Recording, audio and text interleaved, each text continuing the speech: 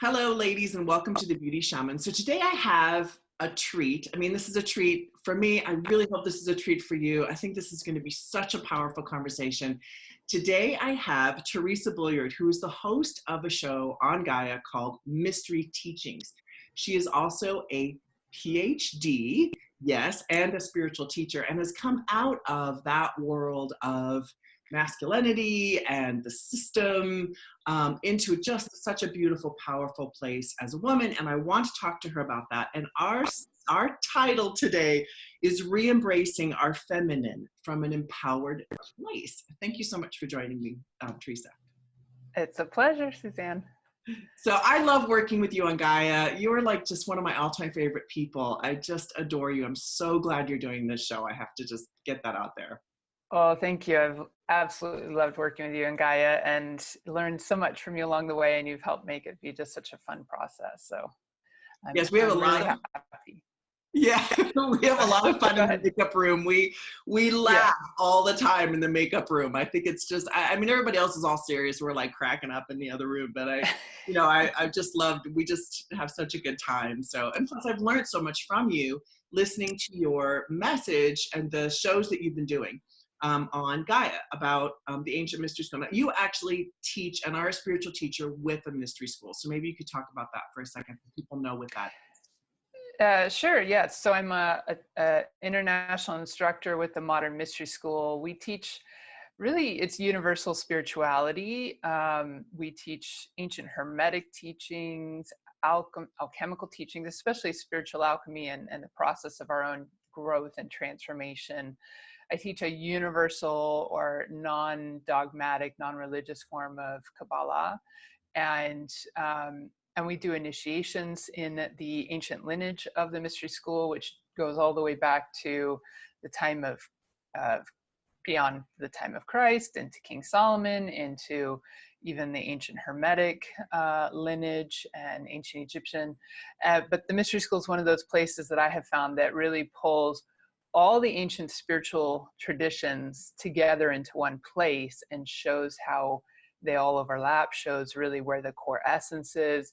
But then most important for me on my journey has been that it's very practical. So they really get into the tools, the applications, how to use that spiritual knowledge for our own personal awakening, for our own growth, for coming into greater alignment with our purpose and potential. So I actually started off in physics, and then was training to become a research scientist. And then through my path, which we'll talk a little bit about, I found the Mystery School, and I got so much benefit out of these teachings and methods myself, and it really helped me to find a greater level of balance in my life that I then ultimately decided to shift my whole trajectory and teach the Mystery School teachings instead of finishing into a PhD.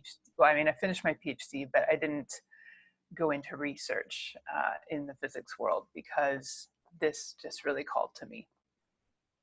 Yes, and we're so glad that you took that path, but it's been a path, a really big path for you of awakening and learning about yourself. And I just kind of want you to talk about this subject of women's embracing our feminine. When, really you were so entrenched in PhD science, it's a male-dominated field. Here you are, this very tall, you're very tall, as we're two tall women, attractive woman, and you're in this field, and you have to play the masculine thing, right? Because that's what you're doing. And I want you to talk about kind of what happened with that, because so many women, me included, we work in these very masculine fields. I'm not in a masculine field, but I work with men, and the world is very masculine. And I want to be feminine, and I don't know how to do that. I don't know what that looks like. So I want you to talk about your story. So that's where I want you to start. Okay, sure. So, yeah. So before I got into my PhD studies, I had a lot of diversity. I had a lot of balance. I was doing a lot of different things, and I had a spiritual side, but it was never really primary. I didn't put it in front. Like, I didn't think it was essential, but it was there. And and I was in sports and stuff, so I had, you know, more of an athletic kind of way about me.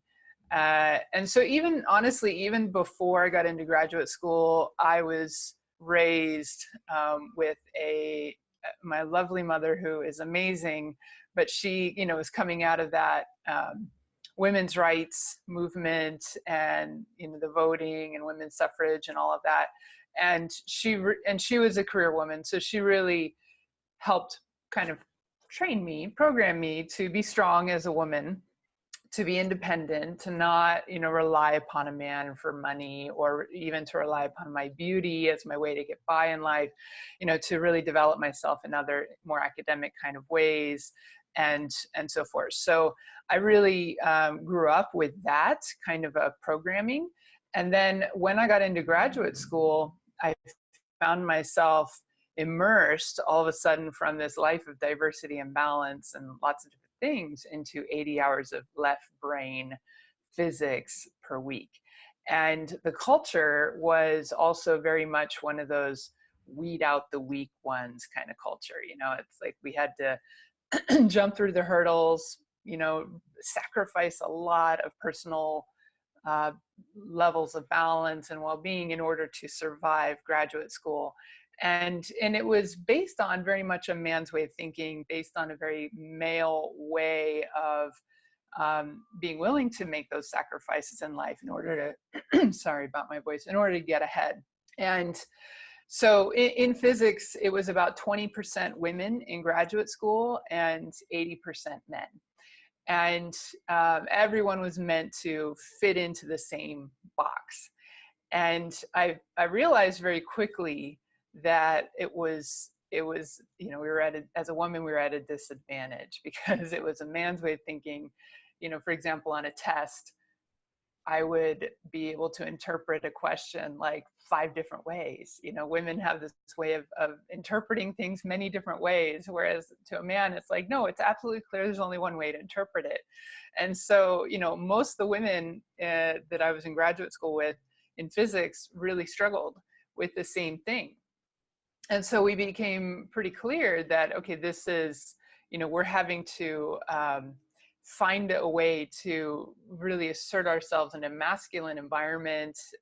And after about a year of that, I felt that I was really disconnected from, you know, it's like, you can't be emotional there. You can't, don't get too creative. Don't get too philosophical. This isn't about relationships. This is about passing your tests, you know, getting through sort of the competitive kind of cutthroat style and so forth. And so after about a year, I found myself really depressed, really disconnected from myself, not happy, not really sure why I was doing it anymore. And that then set me on a journey of what's going to bring back the meaning, what's going to bring back a sense of balance and well-being and joy and purpose. And like to make a long story short, I realized, you know, I brought back in like all the creative hobbies and social time and athletics, and, you know, I started bringing back all these elements that I had in my life prior to graduate school, and they all helped, but there was something really core that was still missing about a year later. And I was feeling more balanced, but I wasn't feeling happy. And that key piece was spirituality. And at that point, I was really shocked because it was like, well, I didn't think the spiritual was so essential, but here it was, the only thing that I hadn't brought back in. And so I decided to try it. And at that point, anything I was going to pursue spiritually had to agree with what I knew scientifically, or at least not conflict, right? So it wasn't about going through blind faith or religion, or, you know, so I was searching for the intersections of science and spirituality, science and consciousness. And that is what ultimately led me to the Modern Mystery School. Really, I was looking for community in addition to a spiritual philosophy to support me. And I got really excited about what I was being exposed to through the journey. And when I found my way to the Modern Mystery School, I also stepped onto this path where it was about activating our potential and initiating and accelerating and really finding our true service and purpose.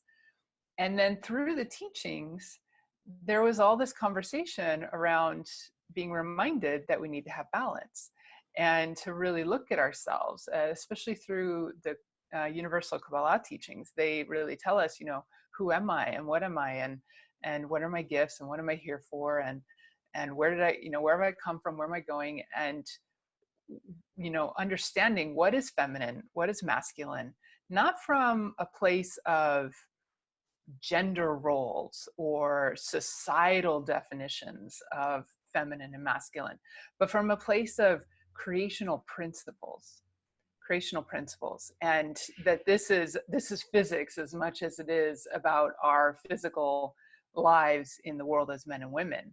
And it really helped start to clear a lot of things up for me, because I realized that through trying to fit into physics graduate school, and even prior to that, just me wanting to be a strong woman, I had really suppressed a lot of my femininity. And I was much more like, I'd become your typical type A person. I was really assertive. That was what I thought I had to do to get ahead, and to, you know, I really wanted to go as far as I could go with my career and my education, so that I never hit a glass ceiling, you know, the proverbial glass ceiling as a woman. You know, I didn't want to be limited. And so this is why I went into physics. I didn't really know what I wanted to do with it, but I knew that I wanted to go as far as I had to with my education, that I never would hit the limit of how far I could go. And so these were some of the programs that drove me.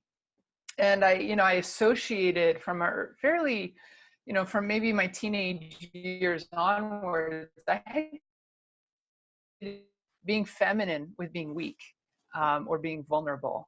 And I didn't want to be weak or vulnerable. And I didn't want to, you know, I wanted to break out of that mold of the stereotypical, you know, the girl, you know, the maiden who needed to be rescued, or, you know, who needed the man to take care of her. Like, that was not me. So I really I realized through my journey with the Kabbalah and my mystery school training, I realized that I had all of these value systems in my mind, you know, these programs and paradigms that said the feminine was not valuable and the masculine was, and that in order to get ahead in life, you had to be more like a man, and you had to be really independent, and you couldn't seem girly, and all of this, right? So I had become, you know, very, I'd really suppressed my feminine side. I'd really become more masculine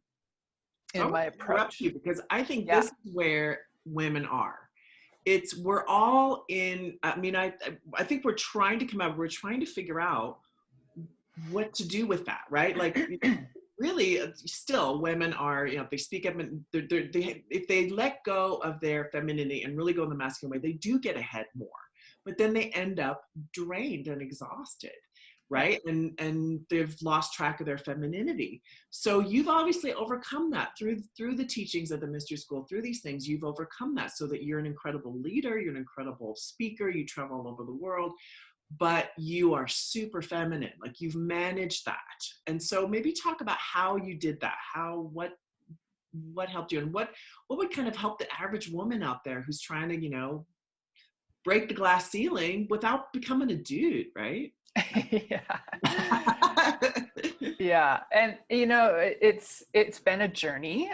So it's sort of peeling the layers of the onion over the years, a little bit here, a little bit there.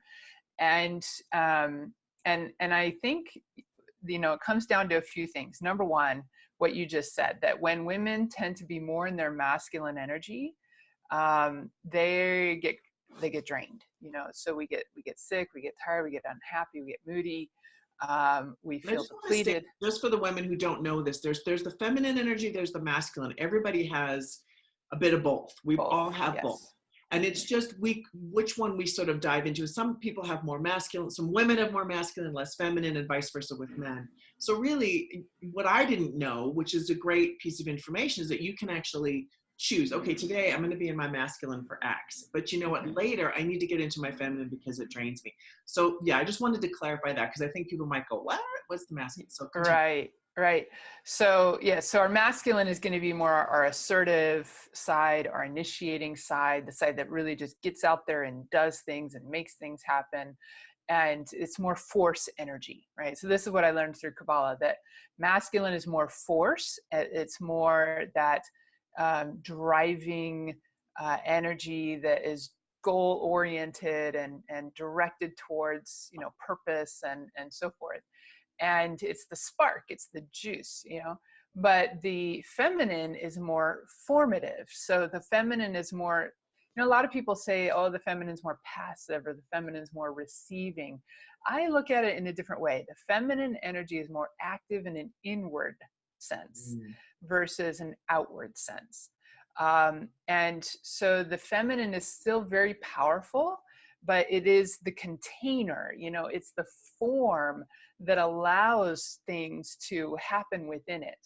And, you know, it brings the essence of whatever energy the masculine is generating, and it brings it into form. It's the part that puts the boundaries down. It's the part that says, well, that's too much. We can't do that. But yes, this is going to serve. And then it holds that, and it holds that vision. And in Kabbalah, we learn at the very top of the tree of life, you have the one original source essence originally divides itself into two, you know, the feminine and the masculine. And the feminine is more explosive and outward reaching, while where the feminine is more contractive and inward pushing. And the one of the virtues of the feminine in the tree of life is patience, stillness and silence, like just holding the space. And you can think of like a mother, you know, that when she's got a baby, you know, growing inside of her, she's got this 9-month process that she has to patiently wait and nurture and allow it to grow and gestate with inside. And that takes, yes, there's self-sacrifice, and there's also that patience. There's also that nurturing energy that comes in. You know, there's some real shift that happens that's instinctual within women when they become a mother, and when they've got this baby growing inside of them, and that's very feminine energy. And yet it's very powerful, right? Because it has the power to birth new life into the world. And so whether we're talking about that being a baby, like literal, or metaphorical baby, you know, we can birth new things into the world. And so the feminine energy, what I learned over time is that the feminine energy is equally powerful as the masculine, but it's different. And in our world, you know, and in the way I was raised, it was like, no, we need to be the same, right? Equality and same, and women can do everything men can do. And therefore we go and we compete, you know, and we're looking to get recognition and acknowledgement of being accomplished or being strong in the same way that men are. And that's because I found over time, that's because our society started to value, at least in the West, but I think not just in the West. I mean, you see it in Asia, you see it in Middle East. I mean, our society has started to value masculine qualities over feminine qualities. And so we were programmed with, well, to be seen as successful or good, we have to get outward recognition, or we have to make a certain amount of money or achieve a certain status or have a certain level of power. And then that means, you know, when we're measuring our value upon more masculine qualities of demonstrate your worth, then we start seeing there's no value in the feminine. And the thing about the feminine value is that it's innate. You know, the feminine doesn't need to prove herself because she has the power within to birth just by who she is as a feminine. And so that energetic power to birth things into the world is innate. And yet women are so I found for myself, we're so looking to get outward recognition and prove ourselves in an outward way because we weren't valuing ourselves in an innate way. So this is That, hard. yeah, I mean, this is so true. Everything you're saying is spot on, so true. And yet we go to work and it's prove, prove, prove. It's the mm-hmm, masculine, mm-hmm, right? And then we go home, and then most of us, I'm a single parent, so it's, cook. How's your homework? Like we're still in that mode, um, and the whole world is sort of built this way. So how can we be empowered with this kind of dynamic? Like what's the way forward? Because if you talk to this whole feminist idea, and I'm not against, I love feminism, but it's, well, let's be the same, right? Everything you were just saying. Well, what you're saying is a whole different kind of way to go about this. So right. So what I'm saying is that masculine and feminine are equally powerful and equally important, but they're different in nature. And so for us to find that balance between our masculine and feminine side, we need to start valuing inwardly the equal importance of both feminine and masculine ways of being. And and so what is that? And in our society, what I found personally is that I was so confused about what feminine really meant and what masculine really meant that I didn't know how to value it because I just didn't know what it was, right? I was so disconnected from it after a while. And so through the Kabbalistic teachings, I started to be reminded of what really is feminine. And I find over the years of working with it, part of what I've found is it's not about what you're doing, it's more how you're doing it. And the measure is that thing that you're doing really fulfilling you? And is it do you get juiced by it? Do you get excited by it? Or is the result of you doing that activity draining you? And this is a big indicator of whether we're coming from our feminine or our masculine side, and what's right for us in our balance. There's a lot of people think balance is 50-50. And this is something we were talking about through the Gaia series, that they think balance means 50-50. But in an energetic flow perspective, 50-50 means same. And when you have 50-50, if you think about, this might look a little weird, but if you think about, scales, and you have these two different weights and they're trying to balance out, and you get to 50-50 and everything settles down, what do you have, right? right. Then all of a sudden there's no movement, there's stagnation. And so 50-50 is just a stalemate. It doesn't really generate anything new, and things start to stall out. And then we have to pull so much energy to get movement happening again, right? But if we're too much in the masculine, then now we're putting out energy all the time. And for someone who's meant to be more in her feminine, that becomes really draining. And one way that looks is we're doing for other people, and or for our job, or for our kids, or for our partner, and we're doing, and we're never doing for ourselves, right? We're never replenishing our own cup. We're not nurturing ourselves. And when we put doing for everybody else before ourselves, that's usually saying I'm not valuable enough to give to myself first. And so we then think we have to self-sacrifice so much to do all this for other people, and it's all outward energy flow, and so that then drains because we're not taking care of ourselves. And so one of the big things is again, it's not about what you're doing, it's more the energy you're coming from as you're doing it.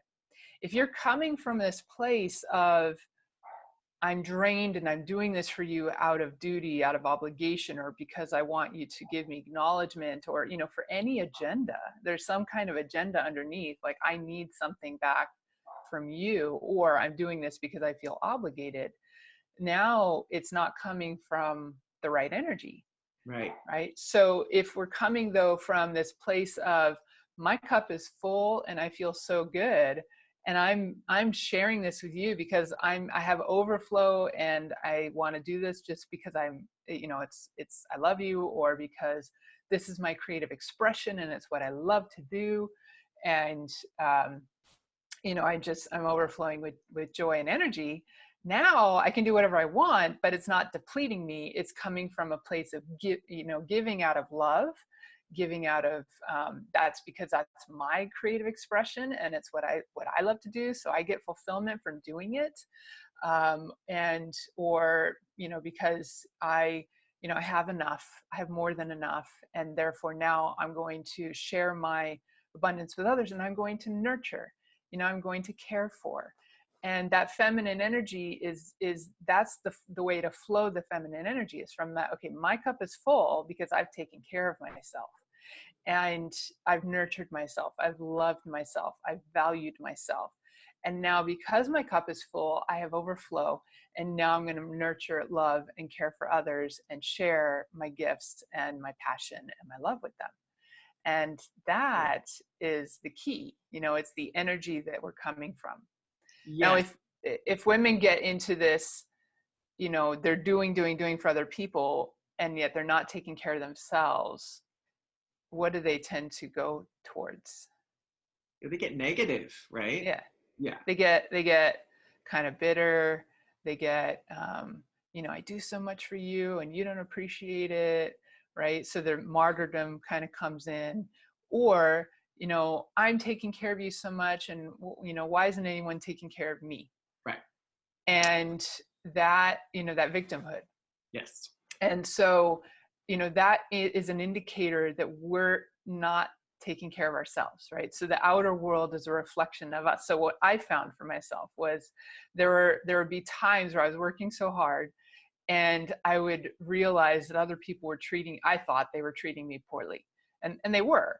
But what I realized over time, like I'd be thinking about it, and of course it's like when you're in the shower and you're relaxed, and the deeper sort of subconscious realizations can surface, right? And I'd be thinking about, like, God, they're treating me like so poorly and I'm not okay with this, and them, right? And pointing the finger and getting so angry and upset about it. And then this little sort of intuitive voice would come in and say, well, how are you treating yourself? And I'd be like, bingo. Okay, this is huge. And you talked about this recently when you got up and you were doing the mystery teachings episode. And I love this because I think as women, and this is sort of an edgy thing to say, but I do feel that the responsibility is on us. I think there's this very masculine idea that if you change the world, everything will change. And not to say we shouldn't change the world, because the world does need to change. But it starts with, I think, particularly with women, with taking responsibility for our own nurturing, our own well-being, and not giving it away, right? Because we're so used to giving away. So that's what I love about what you're saying, is it's up to us. Right. Yeah. And, in the mystery school teachings, it says actually that the feminine side receives from the source first, and that her vessel is meant to become filled by that source energy coming in. And then she flows that out to whatever the creation is, whether it's to the masculine or whether it's to her children, or but she flows that out to the world. And then the masculine, or whoever she flows it out to, picks that up and then takes it and goes and manifests things in the world. But because the feminine is the birther, she's the one who gives birth to the energy into the physical.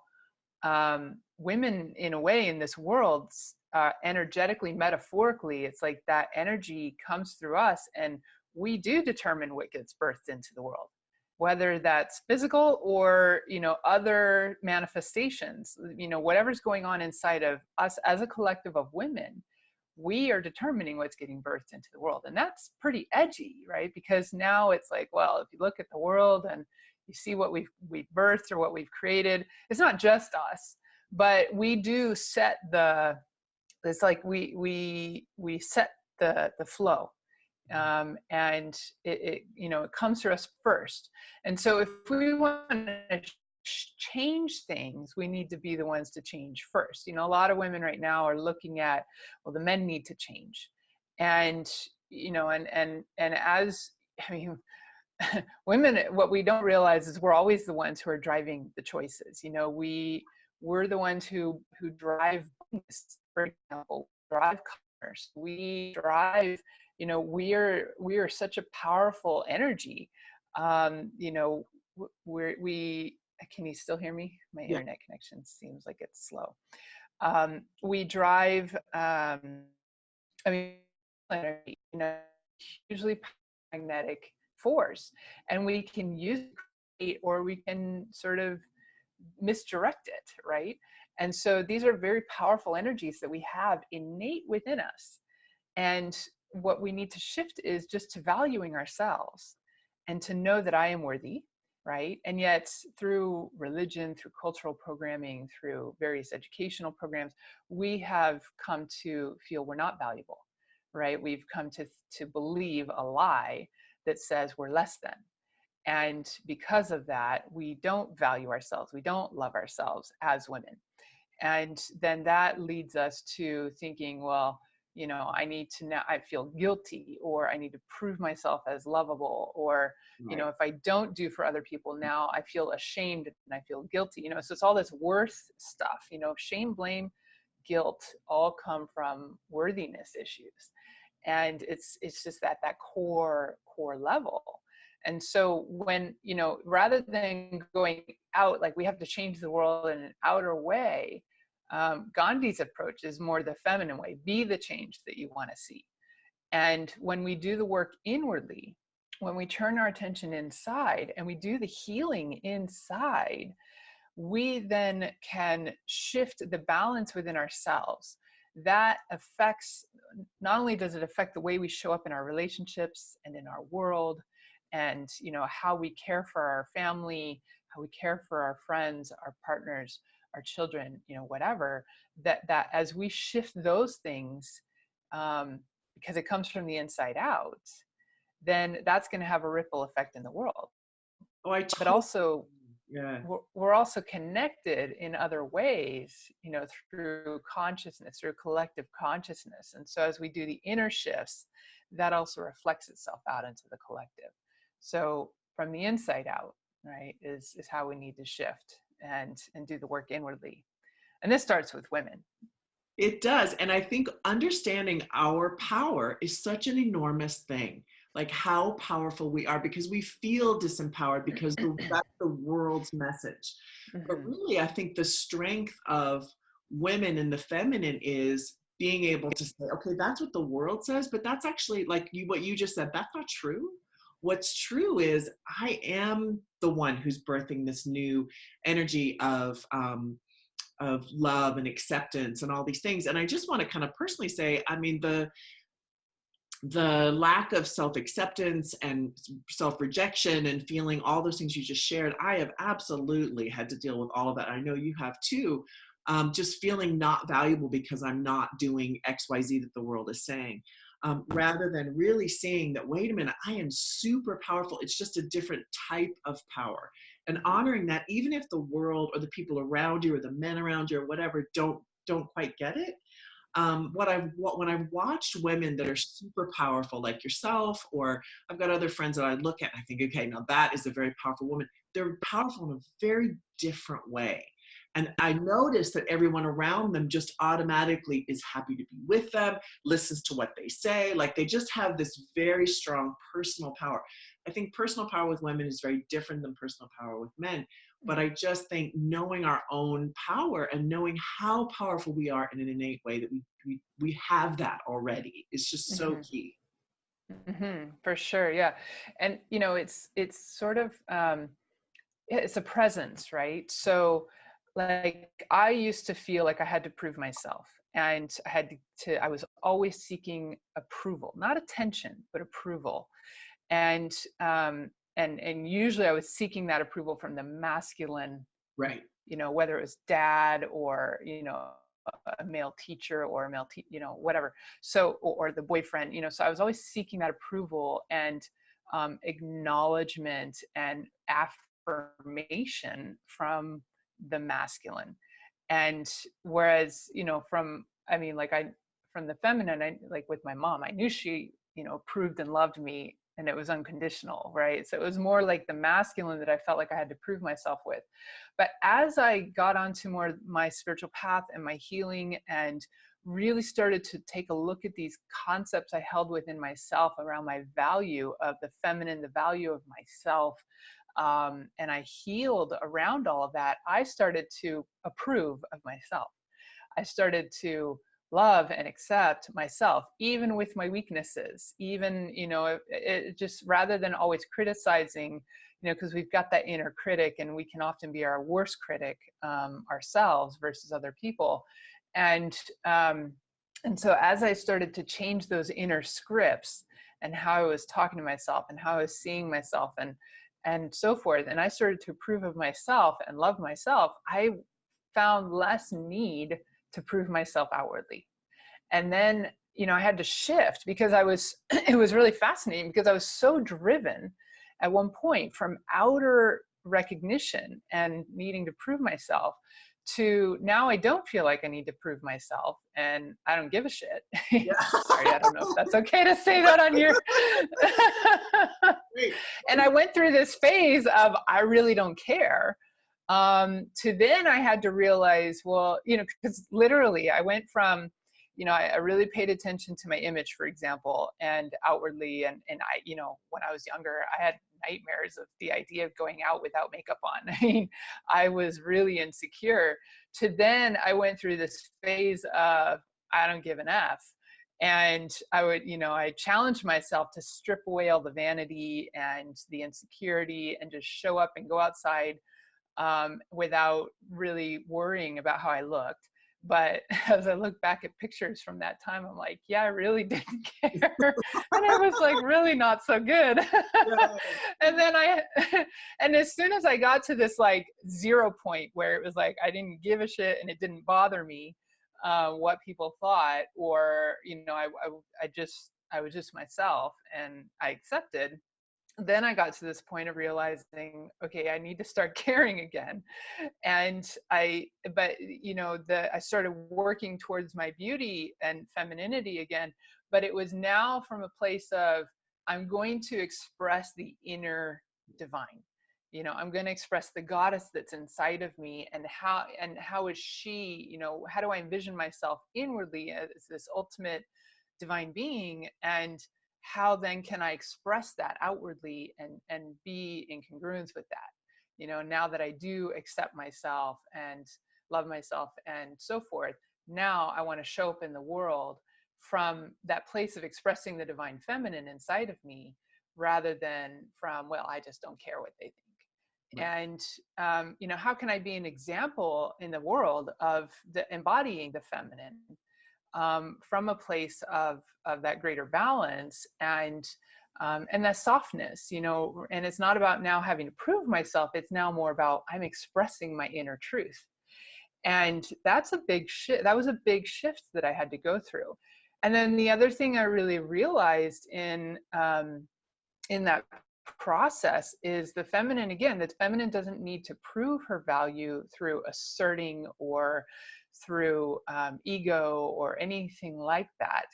And instead it just became, okay, I'm really here to live my purpose, and now I'm going to pursue what fulfills me, what brings me joy, what I love to do. And as I did that, now I'm a super active person, right? As you said, I'm traveling all over the world. I'm teaching people. I'm doing healing sessions.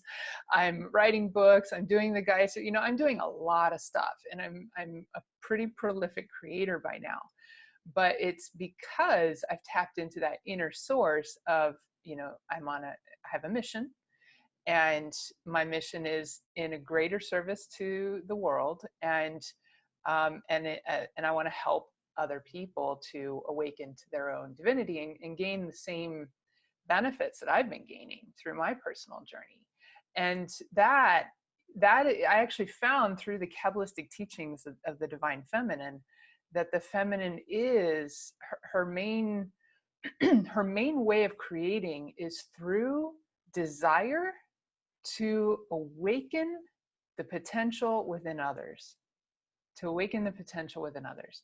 And that desire, you know, it's a pure desire. It's a desire that comes from this place of goodness and nurturing, and that just pure desire to create, to give life, to awaken others to their divinity.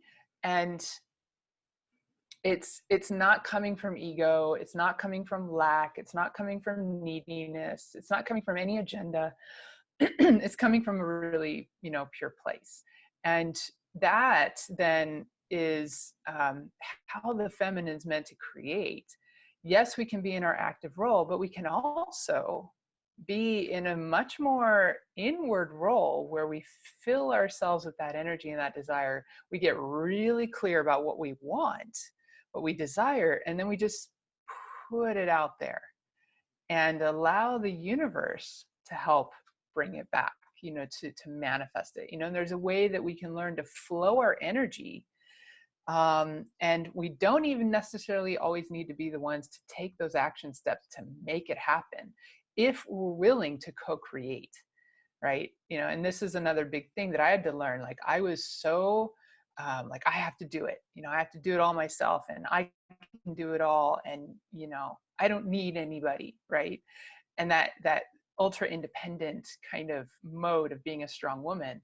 And yes, we can do it all, but it's depleting, right? And so if I'm willing to let other people do for me, if I'm willing to allow for room for needing other people in my life, you know, whether it's men or women, doesn't matter, but others who are willing to do, and they can help co-create with me according to my desires, now I can step into a more feminine, receptive role again, and things are still getting done, but I don't necessarily always have to be the one doing it. And it's a real rewiring process that we have to go through in terms of how we run energy, how we do things, how we accomplish, Yes, and absolutely. and being vulnerable. Yes, so many women get caught in the I don't care, right? Like, I don't care. I'm just going to do this. I'm going to lead and I don't need anybody. Like, we kind of get stuck. And I speak personally too, that I was stuck in that for a long time after I got a divorce. I was very stuck in, I'm going to do it without a man, you know? And now I'm like, oh, give it up. Like, okay, like, shut up and already. And I kind of didn't like those tapes. They were very draining. They weren't the soft, feminine, receptive, nurturing person that, you know, underneath it, I'm really that way. And I also wanted to be a leader. So I think what you're talking about, the rewiring, is obviously it's an individual, and it can be very complex for the individual. And it's an individual work that you have to really put your mind into. And I think when we're kind of closing out here and talking about maybe some takeaways, or, you know, some practicalities for women. I mean, you did talk about learning to run your energy. I mean, for some women, that just sounds completely like, what are you talking about? But it is a huge thing. And I'm still learning how to do this. But I know you can't, like, in 5 minutes, you know, encapsulate that. But I think maybe just giving people some takeaway with how they can kind of grow in this. Yeah. So first of all, you know, I can really relate to that idea that, well, you know, I don't need a man. Yeah. I think that if we can shift that idea right there, that would make a huge difference. You know, yeah, I can do it all, but you know what? It'd be really nice to have that masculine presence in my life who's happy to do for me. And so I've learned to create room in my life for, yes, I do need a masculine, you know, a male energy in my life. And that doesn't necessarily need to be through intimate relationship, but it can be other ways, you know, that I want to co-create. And I really appreciate being able to step into my feminine now, because it's so much more nurturing for me. Like, I can sit back and just be taken care of also by others, but at the same time we're producing. And so that's one thing to shift. Another thing to shift is to don't be afraid to go inwards, right? Like, a lot of women, they're so busy doing that they're not sitting with themselves. Mm. They're not in silence and stillness and allowing themselves to feel what's really going on inside. And if we're going to start our healing journey, we have to really be with ourselves and look inwards. And, we can meditate and, or just quiet the mind. Even if you don't want to call it meditation, just quiet the mind and tune into the heart. And the women's energy centers, her womb is her energy power center. Also her throat, her voice, her communication. And then where the feminine and the masculine really meet is in the heart. So one of the things we teach is that, there's all these ideas and this light and this insight and wisdom that's coming in, but we have to quiet our mind enough to let it in, to receive it. And then once we're receiving it, we need to bring it into our heart and say yes to it in our heart. And then once we say yes to it in our heart, we need to then bring it down. Imagine that energy, that light, whatever it is, coming into the womb, like a seed being planted in the womb. And then really just bring the breath of life in there and sit with it and bring our focus into that area, fill it with desire, passion, these energies from what we really want to birth into the world, and, mix it all together in the womb. And then it will come, and it's just a visualization process that can be done. And just get really clear about what your desire is. But that desire needs to come from that place of deep goodness within, not from a place of neediness or lack, but from a place of, yeah, this is how I want to serve. This is, what I want to bring to people, or, what I would love to experience in this life, or how I would love to express my creative gifts and share, and nurture and support making this world a better place.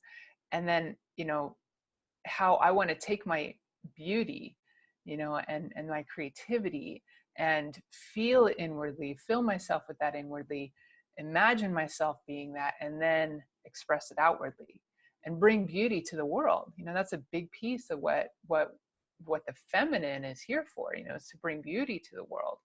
The world is harsh, and if we don't bring the feminine to soften it up and to bring love and to, bring care and nurturing and compassion, this is a terrible place to live, right? So we need women to bring that feminine energy forward again into our world, into our relationships, into our lives. And yet we have to get in touch with that within ourselves. So that really means the healing process, and each of us, like you said, each of us taking on that healing journey for ourselves to find that balance within, so that we can then start to express ourselves in the world differently. And know that as women, our value is innate. It's innate. We don't have to prove ourselves, right? And just come to really tap into that innate value and accept that value of yourself, right? I love this. This is so helpful, Theresa. Thank you so much for going into all that detail. And I hope that, I really want to hear from women, the viewers, on just what you think of this. I mean, this is all fairly edgy stuff, I think. It's just not stuff that you really hear in the world today. It's a little bit not politically correct. And I love that about it, because I think, but I feel so much happier and so much more in my body. I'm not just the brain, I'm actually a feminine body and person. And, since I've started practicing these type of things. So I think it's very, very valuable, and huge just to shift our world into more of a loving place. I think we want the world to be that way, but we don't know what our part is, how we can be a part of that. And I think that is by really working on ourselves. So thank you so much for sharing all of that. I loved it. Yeah, thanks for having me and giving me the opportunity to share. And I do hope that, I hope it'll meet receptive ears, and that it will really speak to women's hearts, because it's been a journey of a lot of trial and error for me. And yet it has, the more I continue towards this and trying to embody these principles in this way, the more I see positive results and feel more positive results and hear the reflection from people with more positive feedback, even though I'm not looking for that. Right. right? But it's coming now that I'm not looking for it because I'm just being what I need to be. Yeah. And so that's, I think, you know, really big key. So yeah, I hope this will speak to people. And where can people find you? My personal website is theresabullard.com, TheresaBullard.com. TheresaBullard.com. If I live in Los Angeles, so, you know, for the people who are interested in any of what I'm sharing, but they don't live in the Southern California area, they can also go to modernmysteryschool.com, modernmysteryschool.com. And there's, you know, a whole bunch of practitioners and guides from the mystery school all over the world. There's lists, you know, where they can look people up and find somebody near them. Cool. And I will put those on the lower thirds of the screen as you say them, and I'll also put them down below so that people can easily access. Right. One other thing, if they're interested in checking out the Mystery Teaching series on Gaia, they can go to mysteryteachings.com. And then that'll link them into how to get access to Gaia if they don't already have access to Gaia. Awesome. And I definitely recommend the series. I think it's fantastic. I've so loved, I feel like such a fly on the wall. Like I just get to sit and listen to all this free. Like I'm like, I don't know how I got so lucky, but I did. So, but thank you so much, Theresa. Thank you ladies for joining us today on The Beauty Shaman. Have an awesome feminine day. Thank you.